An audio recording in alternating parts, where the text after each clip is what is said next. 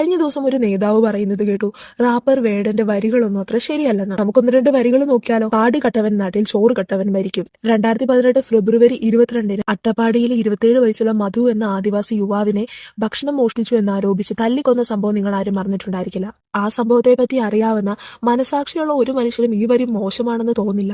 മറ്റൊരു വരിയാണ്, കണ്ണിൽ കാണാത്ത ജാതിമത വേർപാട്, യുഗങ്ങളായി തുടങ്ങി ഇനിയും എന്നെ വേട്ടയാട്, എന്റെ മുതുകിൽ നിന്റെ വഞ്ചനയാൽ ഏറ്റുപാട്. ആന്ധ്രാപ്രദേശിലെ ഒരു ആദിവാസി കുടുംബം ഒരാളുടെ കീഴിൽ ജോലി ചെയ്യുകയായിരുന്നു. അച്ഛനും അമ്മയും മക്കളും അടങ്ങുന്നതാണ് കുടുംബം. അയാൾക്ക് കീഴിൽ ജോലി ചെയ്യുന്ന സമയത്ത് അച്ഛൻ മരണപ്പെട്ടു.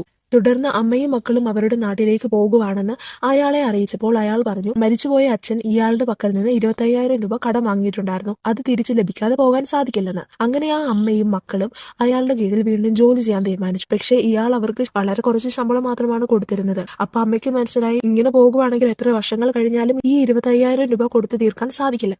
അതുകൊണ്ട് ആ അമ്മ തീരുമാനിച്ചു, എങ്കിൽ മറ്റൊരു സ്ഥലത്ത് പോയി ജോലി ചെയ്ത് ഈ പൈസ അടയ്ക്കാമെന്ന്. അത് അയാളെ അറിയിച്ചപ്പോൾ അയാൾ പറഞ്ഞു, 25,000 മാത്രമല്ല, പലിശയായിട്ട് ഒരു 20,000 രൂപയും കൂടെ അയാൾക്ക് കൊടുത്താൽ മാത്രമേ അവിടെ നിന്ന് പോകാൻ സാധിക്കൂ എന്ന്. പിന്നീട് അമ്മ വാശി പിടിച്ചപ്പോൾ അയാൾ പറഞ്ഞെങ്കിൽ മകനെ ഇവിടെ വിട്ടിട്ട് പൊക്കോളാം. അങ്ങനെ 9 വയസ്സുള്ള മകനെ അവിടെ വിട്ടിട്ട് അമ്മ മറ്റൊരു സ്ഥലത്തേക്ക് ജോലിക്കായി പോയി. എന്നിട്ട് അയാൾ ആ കുട്ടിയെ പണി എടുപ്പിച്ച് കൊന്നു.